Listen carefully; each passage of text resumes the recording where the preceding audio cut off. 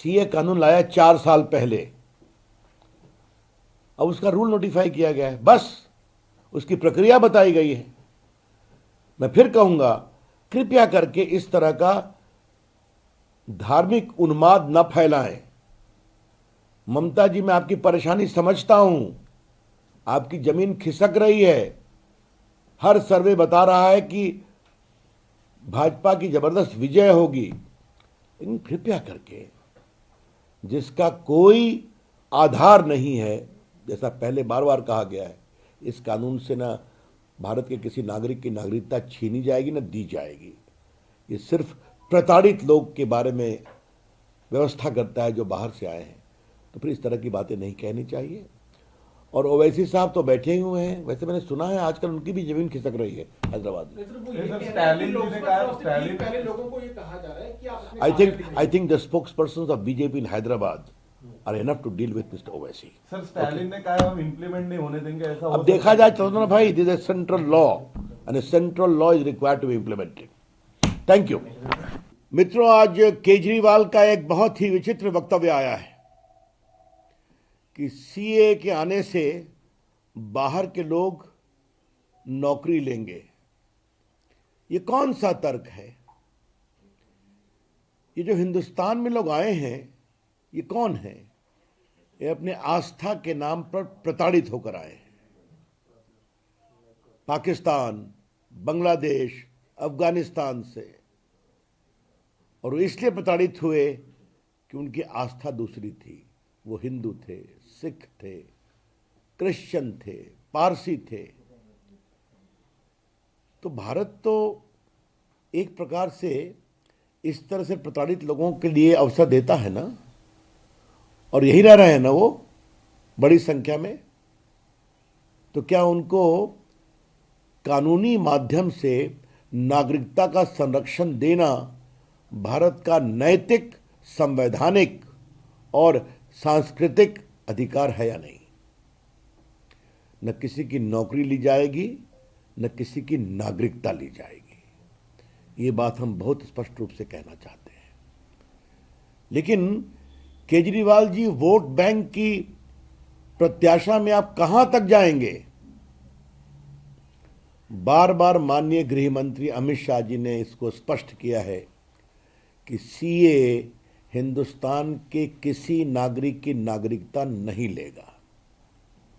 CA कानून का हिंदुस्तान के किसी भी नागरिक के बारे में कोई संबंध नहीं है। न हिंदुस्तान में रहने वाले किसी की नागरिकता छीनेगा, न किसी को नागरिकता देगा। ये केवल और केवल वो लोग जो अपनी आस्था के नाम पर प्रताड़ित होकर पाकिस्तान, बांग्लादेश, अफगानिस्तान आदि से आए हैं, उनको नागरिकता देता है।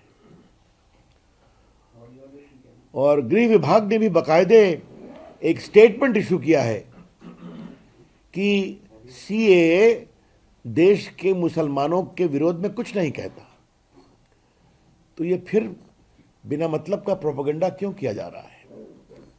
और सबसे आश्चर्य की बात है कि ये कौन लोग हैं जो रोहिंग्या के पक्ष में खड़े होते हैं और कहते हैं कि उनको अवसर दो, उनको अधिकार दो, और जो प्रताड़ित होकर हिंदुस्तान में दर दर भटक रहे हैं, पीड़ा की जिंदगी जी रहे हैं, जिल्लत की जिंदगी जी रहे हैं। आज भारत ने जब उनके लिए कोशिश की है, नरेंद्र मोदी जी की सरकार ने, माननीय गृह मंत्री अमित शाह जी ने, तो उसको लेकर इस तरह की बातें कही जा रही है। यह बहुत दुर्भाग्यपूर्ण है। सीए के नाम पर सांप्रदायिक उन्माद फैलाने वालों से मैं एक ही बात कहना चाहूंगा, कृपया करके झूठ का व्यापार करना बंद करें। Stop telling lies about the CA. कल मैंने ममता जी का एक वक्तव्य देखा, उनकी राजनीतिक जमीन खिसक रही है बंगाल में, तो वो चिल्ला रही हैं। अब उस रेस में कूद गए श्रीमान केजरीवाल जी, और दक्षिण भारत में तो ही हैं लेफ्टिस्ट लोग। We would like to clearly clarify on behalf of the BJP that CAA does not at all take away the citizenship of any Indian. It does not at all deprive any Indians of their citizenship. It's only and only related to those who have been victims of persecution because of their faith and were forced to flee away from Pakistan, from Afghanistan, and from Bangladesh. So India, as a country, imbued by its civilizational heritage and constitutional obligation, has given them this protection under CAA. I would urge the parties also of South India, particularly in Kerala and Tamil Nadu, please stop spreading hatred based upon falsehood. तो मित्रों, मुझे कहना था केजरीवाल जी तो कुछ नए नए तर्क रोज निकालते हैं, छोड़ दीजिए उनको। सबकी सियासी जमीन खिसक रही है, इसलिए हम ये स्पष्ट करना चाहेंगे कि सीए कानून बनाया गया है प्रताड़ित लोगों के लिए, जो अपनी आस्था के कारण प्रताड़ित होकर आए, और इसके बारे में और कृपया करके झूठ, गलतफहमी फैलाना समाप्त करें। इंडी गठबंधन के एक भी दल ने सीए को लेकर तर्कपूर्ण बातें नहीं कही है और समर्थन नहीं किया है, या तो चुप है या तो कह रहे हैं कि चुनाव की वजह से लाया गया है, या फिर तो नहीं। इससे तो मैं तर्क की बात की। आज बार बार जब सरकार ने स्पष्ट किया है, माननीय गृह मंत्री अमित शाह जी ने स्पष्ट किया है, गृह विभाग ने अपने वक्तव्य में स्पष्ट किया है, तो फिर इसको क्यों बनाने की कोशिश की जा रही है? सांप्रदायिक वैमनस्य के आधार पर एक भी तार्किक विरोध नहीं किया गया है। इसलिए हमें लगा कि इसको स्पष्ट करना जरूरी है। Sir, Mamata Banerjee has also linked this to NRC, while Amit Shah, Home Minister, again said it will not take away anybody's citizenship, as you said, but they are linking it with NRC also, sir.